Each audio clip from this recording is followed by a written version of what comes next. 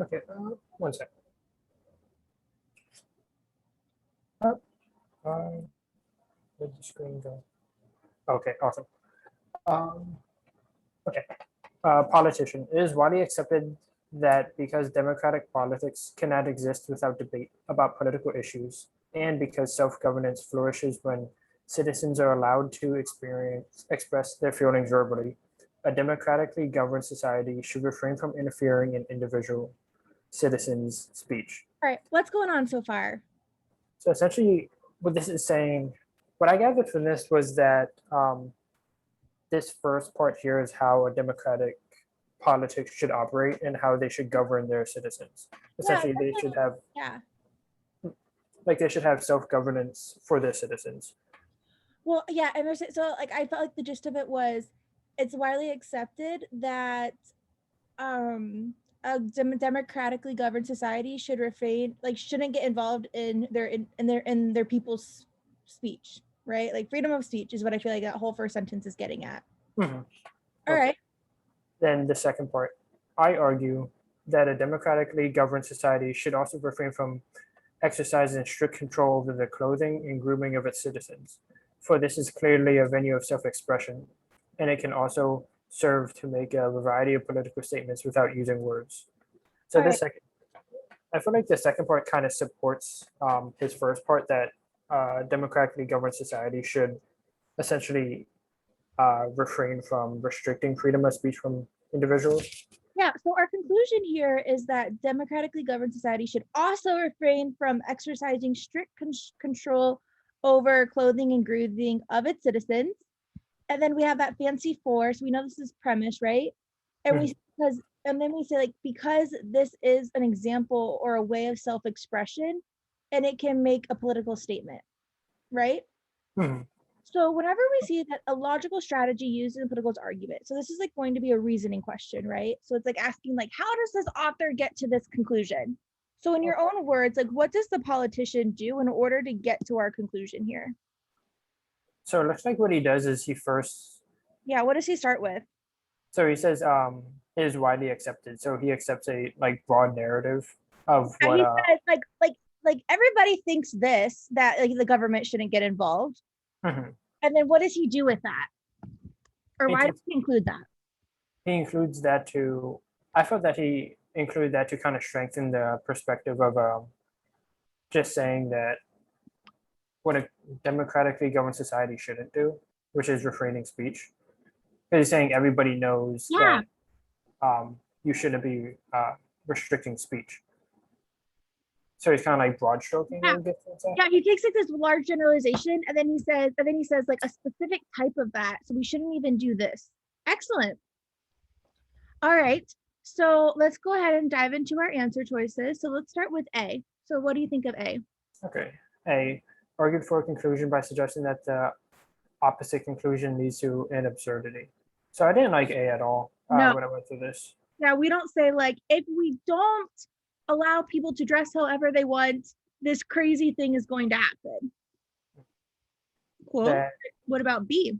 then reaches a general conclusion based on the absence of clear counter examples to an empirical thesis. So this I didn't necessarily like all too much. What does it mean? I think that's the reason why I didn't like it. In all honesty, I wasn't really sure what it was trying to say because it's saying it just reaches the general conclusion of Okay, so that. so reaches a general conclusion. Okay, cool. So this is just referring to our conclusion. But what does based on the absence of counterexamples mean? So basically, based on the argument for the other side of Because we don't include because we don't include the counterexamples. Is that what we do? I don't no, it doesn't look like we include the counterexamples. No, Or no, we don't get to our conclusion by saying there's no counterexamples, right? Or the absence. Like since there's no reason not to do this, we should do it. Like no, that's not what we do. Mm-hmm. Okay. Excellent. And then C supports a conclusion by claiming that it is widely accepted. So this is the one that I went with. Okay. Why is this one wrong? So I feel like reaches a conclusion based on evidence that is supports a conclusion by claiming that it is widely accepted. So kind of after how we went over this to show that the conclusion was the democratically governed society, the part that he argued, my initial assumption was that the conclusion was that a democratically governed society should refrain from interfering in individual citizen speech. So the prior sentence. So I went in with the Wrong conclusion. yeah, with the wrong conclusion, and I Yeah, assumed that that would mess you up on this. Yeah, because we don't support our conclusion because this, we don't know if this support here is widely accepted or not. yeah, because I assume since he's a politician, like most of the time they say, oh, it's widely accepted, like they just broad stroke and assume it's like, oh, this is widely accepted already, so But therefore. that's more like the larger picture thing where he then uses it to narrow down.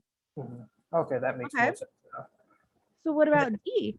Reaches a conclusion based on evidence that is similar to evidence commonly thought to support an analogous case. So I was debating with B a lot. I wasn't fully sure. Well, I wasn't fully confident between my decision from C and D here. So But we have reached a conclusion. Cool. That's check. Based on evidence that is similar to evidence. Okay, so let's start with that first part. So based on evidence that is similar. So this is referring to this part, right?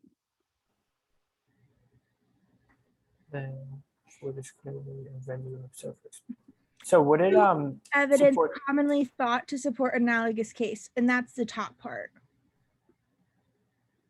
Okay, so evidence has commonly thought to support an so would that So our evidence is similar to this evidence that supports this idea that a democratically governed society should refrain from interfering. So we're saying that this evidence to support this conclusion is similar to this supporting this conclusion. oh, okay, that makes sense now. Yeah. And that shows that it's commonly thought to be support in an analogous case. Okay, that makes more sense now. Because I was going to say, is the reason why they say it's evident commonly thought to support an analogous case because it's widely accepted? Would that be the reason why the support would go in there? Where, I'm sorry, say that again. The second half where it says similar to evidence commonly thought to support an analogous. Yes. Yeah. So we're saying our evidence here is similar to this evidence that's like that's widely accepted. Oh, okay. Okay, that makes more sense now. Okay. Then for E, this one I didn't even choose for E. Conclusion about what democratically governed societies actually do based on yeah, we don't do that. Yeah. Yeah, because that one I was just like, yeah, no, and just went away from that one. Awesome. Okay, that makes sense.